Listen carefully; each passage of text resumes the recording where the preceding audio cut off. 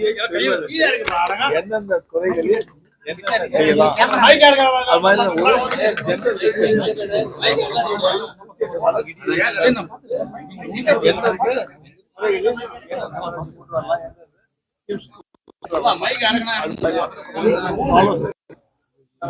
தேசியமுடன் எடுத்துக்கொண்டு அமைச்சர் அமைச்சர் அவதூறு சொல்லினா உங்களை ஆட்சியை பற்றி குறை சொல்றாரு. பாஜக அமைச்சர்கள் கூட இருக்கிறாங்க.